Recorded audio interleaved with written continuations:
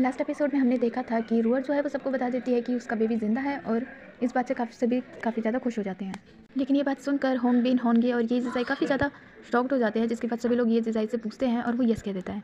और इसके बाद रूअर की जो पनिशमेंट है वो भी खत्म कर देते हैं। जिसके बाद हमें रूअर का सीन दिखाया जाता है, जहाँ पे उसकी सर्वेंट आगे उसे बताती है कि शेयर का बच्चा जो है वो अभी तक जिंदा है, जिसे सुनकर उसे बिल्कुल भी यकीन नहीं आता और वो बहुत ज़्यादा गुस्सा करती है। और उसे यकीन हो जाता है कि शेयर जो है वो प्रेग्नेंट नहीं है और ज़रूर वो झूठ बोल रही है, लेकिन कोई भी उसकी बात का बिलीव नहीं करेगा। जिसके बाद हमें होंगबिन के मदर फादर का सीन दिखाया जाता है, जहाँ पे वो अपने कमरे में होते हैं और जो डूके है उनकी हेल्थ थोड़ी ख़राब होती है और उनसे मिलने के लिए होंगबिन और होंगे आए होते हैं। लेकिन वो इस बात से काफ़ी ज़्यादा खुश होते हैं कि शेयर का जो बेबी है वो बिल्कुल ठीक है, क्योंकि वो उसके मरने का इल्ज़ाम खुद पे ले रहे होते हैं और सभी लोग उन्हें मना करते हैं कि वो ब्लेम खुद पे ना ले। जिसके बाद होंगबिन कहता है कि उसे अपने महल में और ज़्यादा सोल्जर्स लगा देने चाहिए ताकि ऐसी गलती वापस ना हो। इसके लिए फादर मान जाते हैं और फिर इसके बाद सभी लोग सॉन्ग किंग और होंगे की मैरिज की बात करने लग जाते हैं। लेकिन होंगे जो है वो शादी के लिए मना कर रहा होता है। सब इसी बात से काफ़ी ज़्यादा शौक होते हैं कि अगर सॉन्ग फैमिली से उनके रिलेशन ठीक नहीं हुआ और अगर शादी नहीं हुई तो वो कुछ भी कर सकते हैं। उसके बाद हमें किंग सॉन्ग को दिखाया जाता है, जो कि एक गेम खेल रही होती है और उसके साथ जिंग्यू भी होता है, जो उसकी उस गेम खेलने में हेल्प करता है और उसे बातें कर रहा होता है। लेकिन किंग सॉन्ग उसकी कोई भी बात का रिप्लाई नहीं कर रही होती, जिसके बाद वो भी उसे ताड़ने लग जाता है। जिसके बाद किंग सॉन्ग उसे होश में लेके आती है, उसे शेयर की बात करती है कि वो कितनी ज़्यादा अच्छी है, उसने होंगबिन के फादर के ऊपर होने वाले हमले को खुद के ऊपर ले लिया और वो भी खुद की फिक्र करते हुए ना। और इस बात से पता चलता है कि दोनों ही अब शेयर को पसंद करने लगे हैं। इसके बाद किंग सॉन्ग जो है वो होंगे की बात करती है कि उसे कैसी लड़कियां पसंद है, लेकिन इस बात पे फिर से जिंग्यू काफ़ी ज़्यादा गुस्सा हो जाता है। तभी वहाँ पर सॉन्गजी आ जाता है, किंग सॉन्ग का भाई, और वो भी आने के बाद किंग सॉन्ग की मैरिज की बात करता है, जिसे सुनकर जिंग्यू को काफ़ी ज़्यादा गुस्सा आ रहा होता है और तीनों मिलकर उसकी शादी की बात कर रहे होते हैं। लेकिन उसी बीच में जो सॉन्गजी है वो कहता है कि जो शेयर है वो काफ़ी ज़्यादा इंटरेस्टिंग है। लेकिन किंग सॉन्ग की मैरिज से ज़्यादा वो इस बात के ऊपर गुस्सा हो जाता है क्योंकि वो होंगबिन की वाइफ है और वो उसे काफ़ी ज़्यादा डांटता है और कहता है कि वो उसे लेसन सिखाएगा अगर वो उससे दूर रहे। इसके बाद सॉन्गजी फिर वहाँ से चला जाता है और हमें रूअर को दिखाया जाता है, जिसके पास सॉन्गजी जाता है और आने के बाद वो उसे काफ़ी ज़्यादा अपनी साइड करने लग जाता है और उसे शेयर के खिलाफ बहुत अच्छे से भड़का रहा होता है और कहता है कि होंगबिन ने कैसी लड़की को पसंद किया है, शेयर जैसी। लेकिन रूअर काफ़ी ज़्यादा ब्यूटीफुल है और काफ़ी ज़्यादा बड़ी फैमिली से भी है, होंगबिन उससे शादी कर सकता था। वैसे वो अभी तक महल में क्यों है? क्या वो यंग मास्टर ली की कॉन्क्यूबन बनने वाली है? क्योंकि वाइफ तो वो बन नहीं सकी। और ये सब बोलकर सॉन्गजी वहाँ से चला जाता है और रूअर जो है वो वहीं बैठ के रोने लग जाती है। जिसके बाद हमें वापस से सॉन्गजी को दिखाया जाता है, जिसके पास एक सर्वेंट आता है, लेटर लेकर वो वहाँ से चला जाता है। वो उसी ब्लैक सी जगह पे आता है जहाँ पे हमें उस ब्लैक ड्रेस वाले पर्सन को दिखाया गया है और आने के बाद वो फिर से उन्हीं मूर्तियों के बारे में बात करने लग जाते हैं, जिसके लिए उन्होंने शेयर को महल में भेजा था। लेकिन अभी तक इस चीज़ के बारे में उन्हें कुछ भी नहीं पता चला। और वो ब्लैक ड्रेस वाला पर्सन कोई और नहीं बल्कि होंगबिन के फादर के बड़े भाई है, जो कि मैं पहले भी बता चुकी हूँ।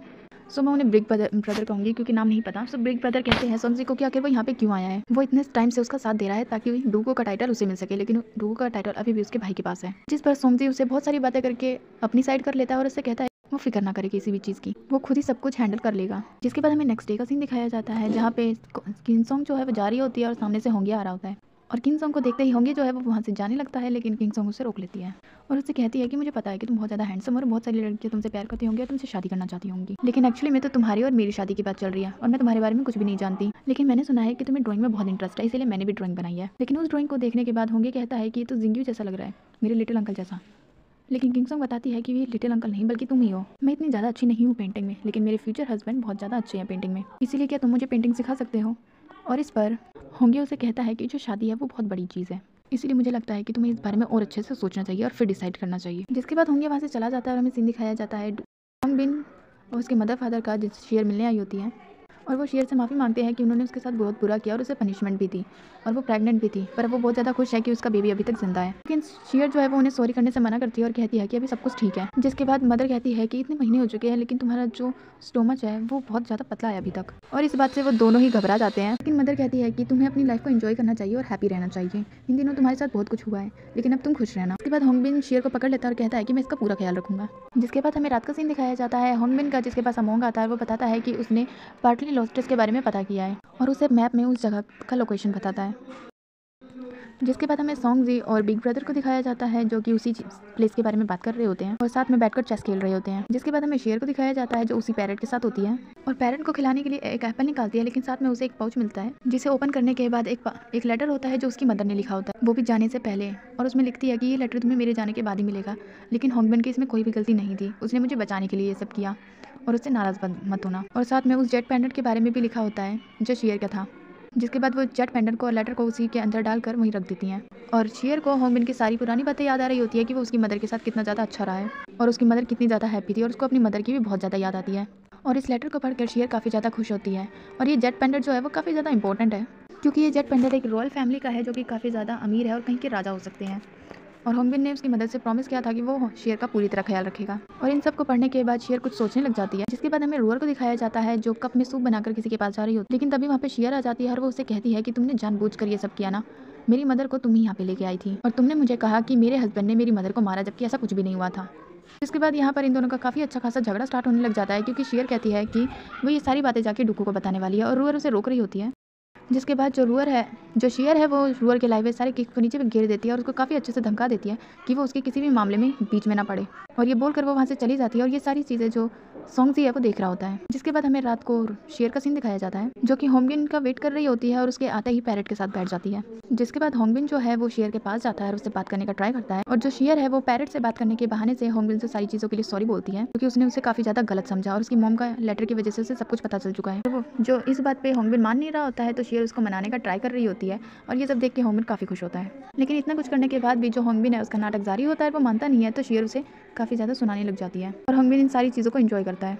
लेकिन आखिरकार वो काफ़ी सारी बातें करने के बाद शेर को गले लगा लेता है और इस बात से शेर भी काफ़ी खुश होती है। जिसके बाद हमें नेक्स्ट डे का सीन दिखाया जाता है डुकू का, जिसके पास उनका सर्वेंट आता है अकाउंट बुक लेकर, और उसे देखकर वो पता नहीं क्यों लेकिन हंस रहे होते हैं और इस चीज़ से होंगबिन की मदर जो है वो इरिटेट हो रही होती है और उनसे काफ़ी ज़्यादा बात करने का ट्राई करती है, लेकिन जो डुकू है वो सीधा उन्हें मना कर देते हैं। जिसके बाद हमें किन सॉन्ग को दिखाया जाता है और हमें दिखाया जाता है होंगे का, जिसको पनिशमेंट में उसी रूम में बिठाया होता है और उसे मिलने के लिए शेयर आती है और उसके लिए फूड भी लेके आई होती है, क्योंकि जब वो यहाँ पे पनिशमेंट ले रही थी तब वो होंगे भी उससे मिलने आया था और वो दोनों इस बारे में बात कर ही रहे होते हैं कि वो जानबूझ के यहाँ पे छुपा है ताकि किन उसे ढूंढ ना ले। लेकिन शेर का पीछा करते हुए वो भी यहाँ पे आ जाती है और देख लेती है कि वो इससे जानबूझ के छुपने की ट्राई कर रहा है और इस बात पे वो बहुत ज़्यादा गुस्सा होती है। लेकिन शेर उसे समझाने का ट्राई करती है, लेकिन वो शेर की भी कोई बात नहीं सुनती। जिसके बाद होंगे उसके पास आता है और कहता है कि वो एक छोटी सी बच्ची है और इस बात पे तो शेर भी उस पर एग्री करती है और कि वो सच में ज़्यादा चाइल्डिश हरकतें करती है। उसके बाद होंगे किनसोंग को समझाने का ट्राई करता है कि मैरिज के बारे में उसे अच्छे से सोचना चाहिए, जिसे वो पसंद करती है उससे शादी करनी चाहिए उसे। जिसके बाद हमें सीन दिखाया जाता है कि सिंग यू होंगबिन और सॉन्गजी जो है वो एक साथ बैठ के टी पी रहे होते हैं और साथ में डोकू के ऊपर किसने हमला किया उस चीज़ के बारे में डिस्कस कर रहे होते हैं। लेकिन तभी वहाँ पे एक सर्वेंट आता है और बताता है कि सेकंड मास्टर और मिस सॉन्ग जो है वो फाइट कर रहे हैं। ये सुनते ही जो जिंग्यू है वो वहाँ से चला जाता है। यहाँ पर शेर जो है वो उन दोनों के झगड़े से परेशान होकर बनाना खा रही होती है। जिसके बाद वहाँ पे जिंग्यू आता है और वो शेर और होंगे दोनों को कमरे से बाहर निकाल देता है। किनसोंग को समझाने का ट्राई करता है, लेकिन यहाँ तो इन दोनों का ही झगड़ा स्टार्ट हो जाता है। जिसके बाद किनसोंग जो है वो बहुत ज़्यादा समझाता है और उसे कहता है कि वो बहुत ज़्यादा ब्यूटीफुल है और वो कोई चाइल्डिश हरकतें नहीं करती है, वो सबसे ज़्यादा क्यूट है। और ये सारी बातें सुनकर किनसोंग थोड़ी शांत हो जाती है और रोना भी बंद कर देती है। इसके बाद यहाँ पर जिंग्यू जो है वो अपने दिल की बात कहने वाला होता है, लेकिन वो नहीं बोलता और किनसोंग को काफ़ी ज़्यादा रोता हुआ देखकर जिंग्यू भी काफ़ी सैड हो जाता है। जिसके बाद किनसोंग जो है वो जिंग्यू के गले लग के रोने लग जाती है और उसे बताती है कि वो यहाँ पे सिर्फ और सिर्फ होंगबिन से शादी करने आई थी, लेकिन उसके बाद ये होंगे, लेकिन कोई भी उससे शादी नहीं कर रहा, वो बिल्कुल भी अच्छी नहीं है। लेकिन जिंग्यू उसे बताता है कि वो बहुत ज़्यादा अच्छी है, वो चाहे तो उसके बारे में सोच सकती है। लेकिन किनसोंग तो जिंग्यू को छोटा बच्चा कह देती है। जिसके बाद जिंग्यू भी किनसोंग को छोटा बच्चा कह देता है और गुस्से में वहाँ से चला जाता है और उसको इस तरह की हरकतें देखकर किनसोंग काफ़ी खुश होती है। जिसके बाद हमें होंगे और शेर को दिखाया जाता है जो कि शुक्र मना रहे होते हैं कि जिंग्यू वहाँ पे आ गया, जिस वजह से वो किनसोंग से बच पाए और आपस में काफ़ी सारी बातें करते हैं मैरिज को लेकर। लेकिन यहाँ पे भी होंगे ये कह के बच जाता है कि मुझे शादी करने में कोई इंटरेस्ट नहीं है, मुझे ट्रैवलिंग करना पसंद है, खाना खाना पसंद है और घूमना पसंद है। लेकिन एग्जैक्ट वजह तो ये है कि शेर को वो पसंद करता है और इसीलिए शेर के अलावा वो किसी से शादी नहीं करना चाहता, जिस पर शेर भी ज़्यादा कुछ बोल नहीं पाता और होंगे यहाँ पे काफ़ी ज़्यादा सैड होता है। उसके बाद हमें रूअर को दिखाया जाता है जो कि एक लेटर लिख रही होती है और अपनी सर्वेंट से कहकर वो होंगबिन को देने के लिए कहती है। जिसके बाद हमें होंगबिन को दिखाया जाता है जो उस लेटर को पढ़ रहा होता है, जिसमें शेर कहती है कि वो उससे फेस टू फेस मिलकर कुछ कहना चाहती है और ये बात शेर भी सुन लेती है। उसके बाद ये नॉर्मली आपस में बात कर रहे होते हैं, जहाँ पर होंगबिन जो है वो कहता है कि तुम तो यहाँ से जाने वाली थी बहुत जल्द, तुम मेरे साथ नहीं रहना चाहती। और शेर कहती है कि जब तक फादर ठीक नहीं हो जाते तब तक मैं यहाँ से नहीं जाऊँगी, वैसे भी मैंने उनसे झूठ बोला अपनी फेक प्रेगनेंसी के बारे में। जिस पर होंगबिन कहता है कि तुम इस फेक प्रेगनेंसी को रियल प्रेगनेंसी में क्यों नहीं बदल देती, जिसके लिए शेर मना कर देती है कि मैं अभी तैयार नहीं हूँ। दोनों की इतने से क्यूट से मूवमेंट में बीच में अमोंग आ जाता है जो उसे बुलाता है और जिसके बाद होंगबिन वहाँ से चला जाता है और जाते हुए वो शेर के हेड पे किस करता है, जिससे शेर शॉक हो जाती है। जिसके बाद अमोंग जो है वो होंगबिन को साइड में लेके आता है और बताता है कि वो उस जगह पे गए थे मर्डर का पता करने के लिए किसने डुकू के ऊपर हमला किया था, लेकिन वो उसके लीडर को पकड़ नहीं पाए। जिस सर्वेंट ने उनके ऊपर हमला किया था वो यहाँ का सर्वेंट है ही नहीं। जिसके बाद अमोंग को इसके बारे में अच्छे से पता करने के लिए कहता है और उसे पास बुलाकर उसके कान में भी कुछ कहता है। जिसके बाद अमोंग वहाँ से चला जाता है। हमें रूअर को दिखाया जाता है जो कि होंगबिन का वेट कर रही होती है, लेकिन वहाँ पर उसकी सर्वेंट आती है और वो कहती है कि वो होंगबिन यहाँ आ रहा है, जिसके लिए शेर तैयार होने लग जाती है। और हमें रात का सीन दिखाया जाता है जहाँ पे शेर होंगबिन से मिलने जाती है जिसके बाद वो अपनी सिस्टर के बारे में बात करती है जो कि होंगबिन से बहुत ज़्यादा प्यार करती थी और उससे शादी करना चाहती थी, पर वो मर चुकी है, जो कि हमें पहले के एपिसोड्स में दिखाया गया है होंगे के साथ। और वो ये सारी बातें करके होंगबिन से अपने उससे शादी करने के लिए कहती है। और तभी वहाँ पे शेयर भी आ रही होती है और वो बाहर खड़ी होकर होंगबिन रूअर की बातें सुनने लगती है।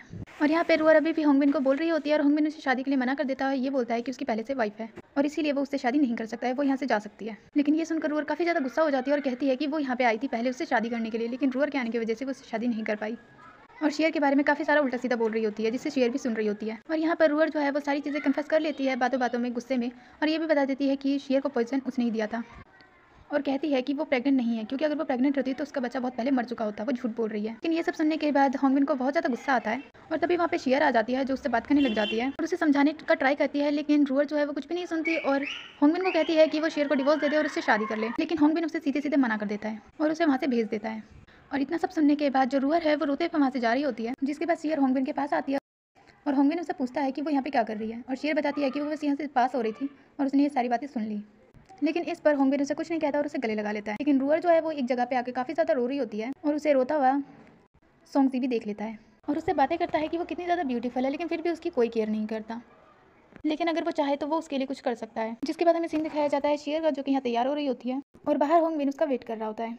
लेकिन शेयर जो है वो तैयार वैयार होकर पैरेट से बात करने लग जाती है और वहीं सो जाती है। और जब होंगबिन आता है तो वो देखता है कि वो सो रही है। जिसके बाद वो उसे उठा के बेड पे सुलाता है और खुद भी उसके पास सो जाता है। लेकिन तभी हमें दिखाया जाता है कि आधी रात को कोई उनके कमरे में ऑयल डाल के आग लगा देता है। जिसके बाद जब होंगबिन और शेयर उठते हैं तो वो देखते हैं कि पूरे कमरे में आग लगी हुई है और किसी भी तरह वो कमरे से बाहर आते हैं और सभी सर्वेंट जो है वो आग में पानी डालकर उसे बढ़ने से रोक रहे होते हैं। जिसके बाद ये सब लोग आपस में बात करने लग जाते हैं कि आखिर यहाँ पे आग कैसे लग गई। जिसके बाद हमें नेक्स्ट डे का सीन दिखाया जाता है, जहाँ पे कमरे का सारा सामान जो है वो हटाया जा रहा होता है और होंगबिन अमोंग से पूछता है कि आग कैसे लगी और अमोंग बताता है कि लास्ट नाइट के बारे में से कुछ नहीं पता चला। जिसके बाद तभी अमोंग देखता है कि वहाँ पे पैरेट है और वो समझ जाता है कि आग किसने लगाई है, क्योंकि पैरेट को बचाने वाला ना ही होंगबिन था, ना ही शेयर थी और ना ही कोई और।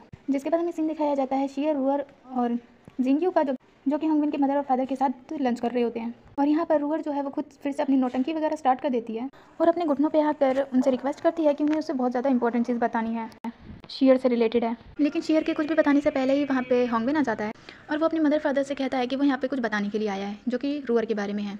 कल जो हमारे कमरे में आग लगी थी वो किसी और ने नहीं बल्कि रूअर ने लगाई थी और इस बात का मेरे पास सबूत है, क्योंकि वो पैरेट जिसे नहीं मैंने और ना ही शेयर ने बचाया था, उसे ज़रूर रूअर ने निकाला था, क्योंकि वो पैरेट उसकी बड़ी बहन ने होंगबिन को गिफ्ट दिया था, जिसे उसने आज तक संभाल के रखा है और वो अपनी बड़ी बहन के गिफ्ट को कभी भी चोट नहीं पहुंचाएगी। जिसके बाद सभी उससे पूछने लग जाते हैं कि क्या ये सच बोल रहा है। और तभी होंगबिन जो है वो एक हेयर पिन उठाकर उनके सामने रख देता है, जो कि रूअर की है और ये होंगबिन की मदर ने रूअर को गिफ्ट की थी, जिसे वो जल्दी पहचान लेती है। और होंगबिन बताता है कि ये हेयर पिन उस जगह उस कमरे में था। इसके बाद रूअर के बारे में सभी लोगों को सब कुछ पता चल जाता है। जिसके बाद रूअर रोते हुए होंगबिन की मदर को समझा रही होती है और कहती है कि वो ये सब नहीं करना चाहती थी, लेकिन उसने ये किया और असल में जो शेयर है वो झूठ बोल रही है, वो प्रेग्नेंट नहीं है। लेकिन अब इसकी किसी भी बात पर होंगबिन की मदर बिलीव नहीं करती और उसे महल से जाने के लिए बोल देती हैं और वो वापस यहाँ पे कभी ना आए।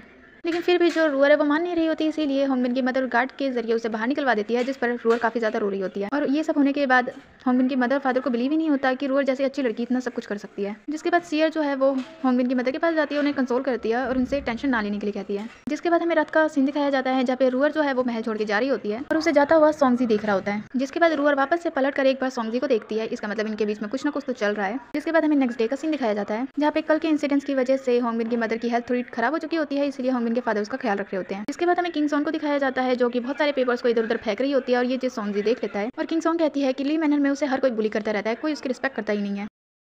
और उसे इस तरह गुस्सा करते हुए सोंगजी उसके पास आता है और वो कहता है कि मुझे लगता है कि तुम सेकंड मास्टर को लाइक नहीं करती, एक बार इस बारे में अच्छे से सोचो। लेकिन किंग सॉन्ग कहती है कि नहीं, मैं उसे लाइक करती हूँ। ये सुनने के बाद सोंगजी कहता है कि ठीक है, तो मैं इसमें तुम्हारी हेल्प करूंगा। और वो बताता है कि बहुत ही जल्द मिड ऑटोमेट फेस्टिवल आने वाला है, तुम्हें उसकी अच्छे से तैयारी करनी चाहिए और इसमें यंग मिस्ट्रेस भी इंटरेस्टेड है। जिसके बाद वो उस बुक को देखने लग जाता है, जो कि किंग सॉन्ग ने ही लिखी थी शेयर के बारे में। जिसके बाद हमें रात का सीन दिखाया जाता है, जहाँ पे सभी लोग बैठे होते हैं डिनर के लिए। एक बैंक्वेट टाइप का होता है जिसमें सेकंड मास्टर होंगे नहीं होते और सब उसके बारे में पूछते हैं, जिस पर डुकू कहते हैं कि उसे ट्रैवलिंग पसंद है, इसीलिए वो कहीं गया है।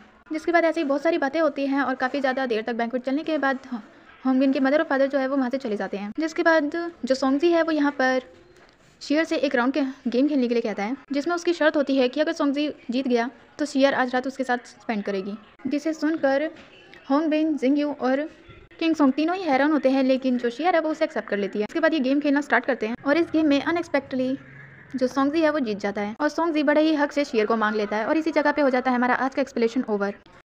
और एक और थिंग, मुझे बहुत सारे लोगों ने अलग अलग ड्रामा सजेस्ट किए हैं, choose husband, faceless love, affair of drama queen. मैं सभी ड्रामा को बहुत जल्दी एक्सप्लेन करूँगी इन ड्रामास को ख़त्म होने के बाद, एंड रेगुलर एपिसोड एक्सप्लेन करूँगी।